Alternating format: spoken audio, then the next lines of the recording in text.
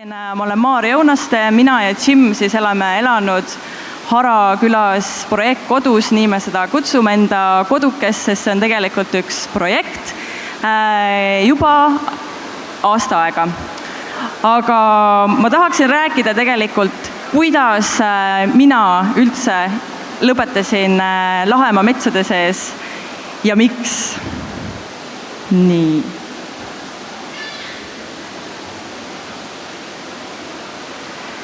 Et miks maale? Tegelikult see vastus ei tulnud kunagi ühesena, et meil ei olnud Jimiga, mu elukaaslasega kunagi sellist hetke, et miks et kas kolime maale või mitte.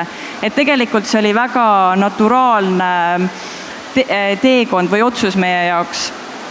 Me reisisime pikalt ringi Mehhikos, Inglismaal ja nii edasi, kohtasime erinevaid inimesi, kes elasid alternatiivselt ja sealt hakkasid meie ideed edasi rulluma.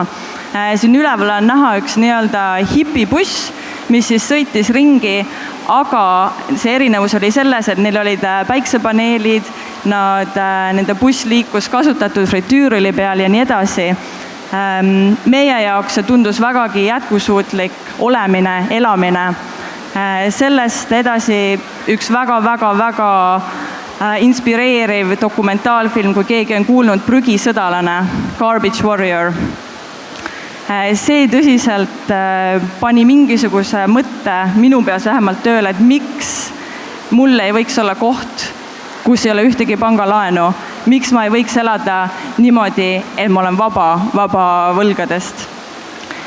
Ja nii me reisisime, kohtasime erinevaid inimesi ja käisime külas Simon Dale'il. Simon Dale on Inglismaal üks nüüdseks suht kurikuulus ökoloogiline ehitaja, jätkulooja, kes siis tegi nii-öelda selle Hobbit Home'i ja Inglismaal ta sai väga populaarseks, kuna ta läks meediasse.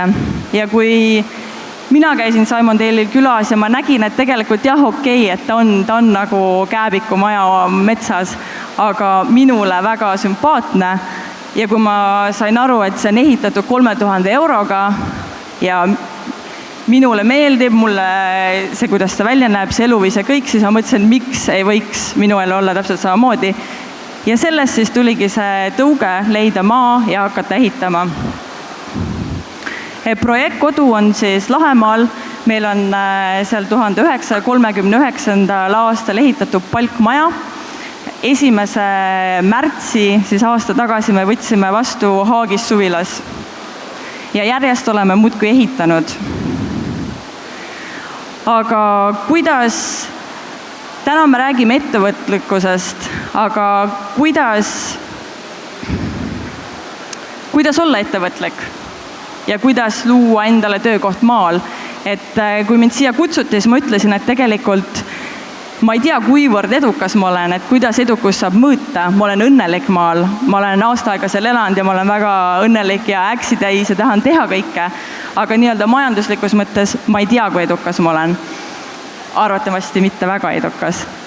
Aga et olla edukas, ma arvan, selle mõtteviisiga, mis on mul, tuleb mingeid asju natuke muuta. Ehk meil on 3 põhiprintsiipi, mida me üritame jälgida kõikides enda tegevustes. Üks on siis see, et meie tegevustel oleks minimaalne mõju keskkonnale. Mitte, et oleks negatiivne, vaid pigem positiivne. Kui me ehitame, kasvatame, mida iganes. Sest kõikidel meie tegevustel tegelikult on mõju ja miks see peaks olema negatiivne, ta võiks olla positiivne. Teine on tee ise lahendused. Kui ma käisin vana maamaja maapäeval rääkimas meie tegevustest, siis enne mind rääkis üks naine, kes ütles, jah, aga maal ei ole võimalik elada, kui sa ei ole 20 aastat enne linnas tööd teinud. Tegelikult on võimalik, ainult sa pead elama niimoodi, mis on sinu võimete kohane. Jah, tõesti, me pidime elama esimesed 8 kuud Haagis suvilas, aga tegelikult, kui sa mõtled, et ühel päeval mul on see maja olemas, ja see on ilma maja laenuta ja ehitatud loodussõbralikult ja vägagi taskukohaselt, siis see on seda väärt, vähemalt pikas perspektiivis. Ja siis, kui sul on need elamistingimused olemas, et sa ei pea kogu aeg mõtlema, kust ja miks ma pean raha teenima, siis tegelikult mina usun, et sa saad tegeleda sellega, mida sa tõsiselt tahad teha. Hetkel ma 100% veel ei tea, mida ma tahan teha, aga me katsetame erinevate asjadega ja meil on palju ideid. Et ma mõnest ideest ja meie tegevusest siin ka räägin. Ja tegelikult need tee ise lahendused on nii seoses nende teise 2 punktiga, siis kui sa ütleme näiteks rääkides taastuvenergia lahendustest, meie teeme ise päiksepaneele, oleme teinud enda süsteemi, loonud. Tegelikult, kui sa ise lood või teed süsteemi, siis sa tead 100%, kui jätkusuutlik või keskkonnasõbralik ta on. Sest tegelikult täna sa võid minna ükskõik kuhu poodi ja sulle müüakse mis iganes taastuv või ökoloogiline süsteem, aga kui loodussõbralik ta tegelikult on, see on juba küsimus. Et see tee ise lahendused läheb kokku selle minimaalse keskkonnamõjuga kui ka taskukohasusega, sest rääkides päiksepaneelide ise tegemisest näiteks, siis see on ikkagist palju odavam on ise teha ja samamoodi ka, kui me räägime maja ehitusest ja nii edasi. Ja ma tõsiselt usun, et igaüks, kes tahab endale maja ehitada ja kodu luua, on selleks võimeline. Minu vanavanemad olid selleks võimelised, olen ka mina. Et tee ise lahendused, taskukohasus ja minimaalne mõju, negatiivne mõju keskkonnale. Ja kuidas? On erinevad võrgustikud, mida ma tahaksin lihtsalt kiirelt mainida, kuidas meie oleme teinud. Me oleme paljud enda tegevused organiseerinud talgute ja töötubade formaadis. Mõlemad töötavad Eestis ideaalselt, et mu elukaaslane Jim on alati väga üllatunud, kui me ütleme, et talgud või töötoad või mõlemad korraga, kui palju inimesi tegelikult tuleb appi. Sest see ei ole lihtsalt, inimesed tulevad appi, aga ka uusi kogemusi vahetama, sest nii mina ja Jim ise õppisime, kui me käisime teiste inimeste maju taastuvenergiasüsteemi ehitamas, nii me õppisime need oskused, mida me nüüd ise kasutame enda maja ehitamisel. Ja võrgustikud on siis thepush.org, mis ühendab ökoloogilisi ehitajaid, on Helpex ja WUF. Ma ei tea, kas olete nendest võrgustikest enne kuulnud? Kes on kuulnud? Okei, väga paljud. Siis ma liigun edasi. Seal vasakul üleval nurgas on tasuta eksport, on naturalhomes.org. Et kui meie oleme uurinud erinevaid lahendusi, näiteks kuidas teha endal ära vee kanalisatsiooni, siis kes ikka tahab, kuidas ma seda ütlen, väga paljud soovitasid, matke see mingi plekktünn sinna maha ja käib ka, aga tegelikult seal on alternatiivseid võimalusi ja internetist leiab väga palju asju. Ja teine asi on OTT, otse tootjalt tarbijale, mis on minu väga südamelähedane organisatsioon, mis on siis talunikud otse saavad kokku, müüvad, vahetavad kaupa. Jällegi kaup, sa tead, kus see tuleb, sa saad otse talunikult ja palju taskukohasemalt. Et see on siis mingil määral kuidas ja ma võin öelda, et eelmine suvi, ma arvan, et meie juures käis läbi üle paarise inimese vabatahtliku külastajana, eksperdina, kellena iganes. Et inimestel on huvi ja kui sa oled avatud, siis ideed saavad teoks. Aga siin on siis näha meie esialgne ja väike päiksepaneelide süsteem. Kellel on huvi, siis mul on isegi üks ise tehtud paneel täna kaasas, me oleme sinna allkorrusel ühe kohvipakkuja kõrval, et siin ma võin sellest pikemalt rääkida. Aga samamoodi päiksepaneelide tegemisel me kasutame erinevaid tehaste jääke ja nad töötavad, sest meil elektri püsiühendust ei ole, et see on meie ainuke energiaallikas hetkel. Siin on siis näha mõned pildid maja renoveerimisest. Nüüdseks me elame juba majas sees. Ja töötoad, ma juba töötubasid mainisin, aga üks väga hea viis midagi korda saata.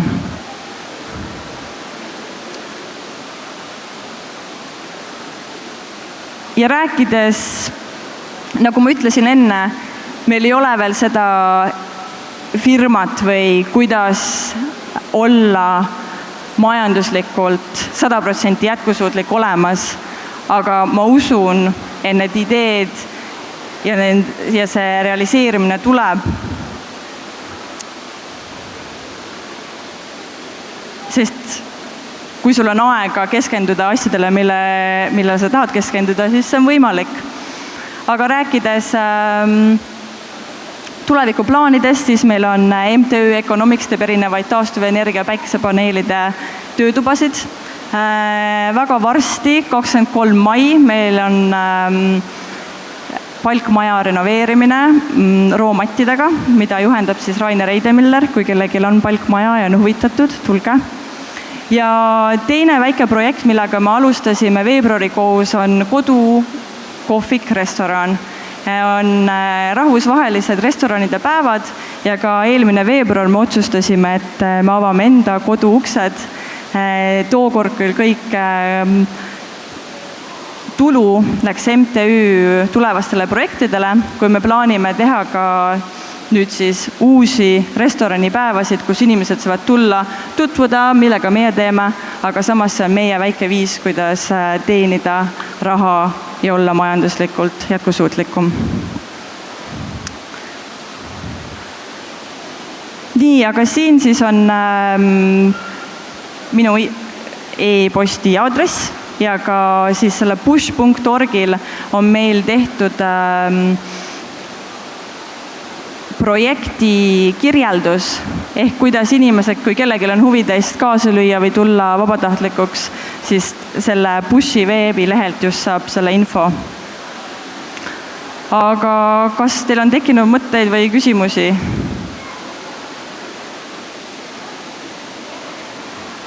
Olgu. Ja aitäh sulle, Maarja, kõigepealt. Tead, Maarjale aplausi ka, ma kingin sulle raamatu juba eos ära. Nii, ole lahke. Aga oot, ära mine kuskile praegu.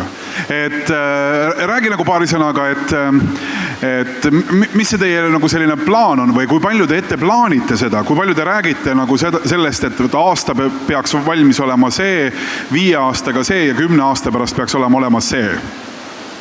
Et kui palju te selliseid plaane teete?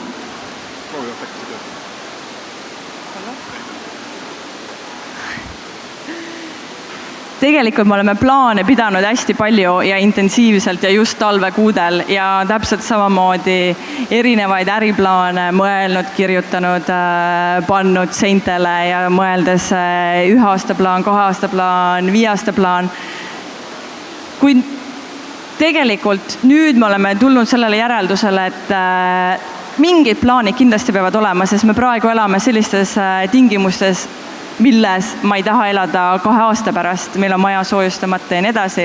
Et need plaanid on kindlalt paigas, aga need nii-öelda eluplaanid, need on ikkagist jooksvalt. Te läksite selles mõttes, et see on, sa küll ütlesid nagu metsades ja niimoodi, aga seal on ju inimesed kindlasti ju elavad ka ikkagi ümberringi. Et kuidas te kohaliku kogukonnaga läbi saate ja millised kokkupuutepunktid on lähemate või kaugemate naabritega? Jah, kõige lähim naaber on meist kilomeetri kaugusel. Me oleme Lahemaal, seal on päris palju suvilaid või suvitusmajakesi. Aga need naabrid, kes meil on, et ilma nendeta me ei oleks kindlasti siin, kus me oleme praegu, et kui me sinna kolisime, me kaevuvesi ei olnud nii-öelda, temaga oli kõik korras, ühe naabri juures me käisime vett toomas, siis kui meil elektriga probleemid, me käisime teise naabri juures, akusid laadimas. See on vastuvõtt on olnud väga positiivne, et väga-väga üllatav ja väga tore. Nii, nüüd sa paari sõnaga kirjeldasid, mis te olete oma inimestelt, siis naabritelt saanud, mis te neile olete andnud või mis on olnud see, millega te olete ise saanud nende elus, nende asjades kaasa lüüa?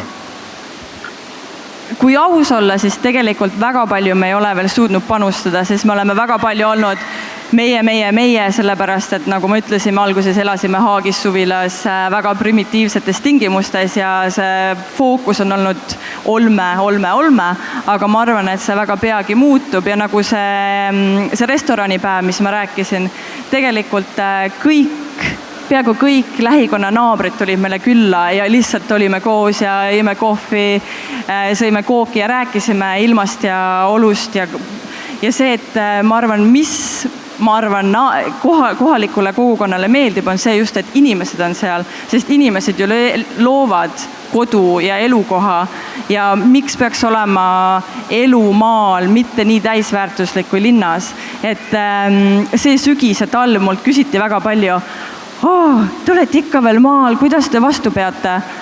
Ja mina mõtlen iga kord, kui ma linna tulen, kuidas teie vastu peate? Minul on pliit, mul on ahi, ma istun ahju vastu sooja müüri, mul on väga soe, aga kui ma mõtlen enda nooruspõlve peale, kui ma olin enda perekonna kodu peale, siis meil olid radikad ja tegelikult põhiliselt aeg oli talvel külm, aga maal on väga mõnus. Te olete elanud nüüd seal aasta, eks ju, ja nagu sina ütlesid, et nooruspõlves, siis ma olen ka juba nii palju vana mees, et võin elutargalt öelda, et nagu plaanidel on nagu võime nagu muutuda, eks ju, et sa lähed ühte kohta, sul on nagu üks nägemus ja plaan, aga mõnikord ei lähe aastatki, et sa saad juba aru, et see plaan nagu ei tepsi ja tuleb teha nagu midagi muud. Mis on see, millega te alguses sinna läksite ja mida see üks aasta on nüüd ära muutnud? Et see päriselt ei tööta või et niimoodi päriselt ei saa või vastupidi, et kui me alguses arvasime, et nii ei saa, aga nüüd palun väga, see 365 päeva, üks aastaring on näidanud, et saab väga hästi. Ma arvan, et alguses me arvasime, me saame kõike nüüd ja kohe, aga tegelikult kõik võtab aega. Iga väike asi maal võtab aega, see on nagu uskumatu, et tundma saada üldse, kuidas midagi saab teha, kust midagi saada, kõik tegelikult põhiliselt me teeme kõik ise ja see võtab väga palju aega, et ma arvan, et see on see kõige suurem unistuste ja reaalsuse vahe siis. Et te uskusite, et teil on juba praeguseks hetkeks 3 korrust, palkmajad, tohutud keldrid, basseinid, värgid, kõik on olemas, aga tegelikult ei ole. Umbes selles mõttes sa mõtled seda? Mis on järgmine asi, mis sellel suvel kohe hakkab juba, selles mõttes kohe hakkab, juba käibki, kevad on käes, õues on praegu juba mingi 12 kraadi sooja, mis on esimesed selle kevadised tööd ja mis peab sügiseks valmis olema selle suvega? Kevadised tööd on juba alanud, me alustasime, kuna meil on kanad ja kuked ja eelmine suve lõpp, nad suutsid kõik peenramad nagu ära tuustida, siis esimene töö oli juba alanud ja kestab, on pajust aia ehitus, elav aed siis ja peenarde tegemine. Aga üleüldiselt selle aasta plaan on, et meie palkmaja, mida ma näitasin, oleks nagu me unistasime paar aastat tagasi, meie kodu võiks olla soojustatud, soe, renoveeritud, puhas, valge, ilus. Maarja, suur aitäh, teeme Maarjale veel ühe väikse aplausi, selline sissevaade siis ühte ettevõtliku maale minemisse täna siin.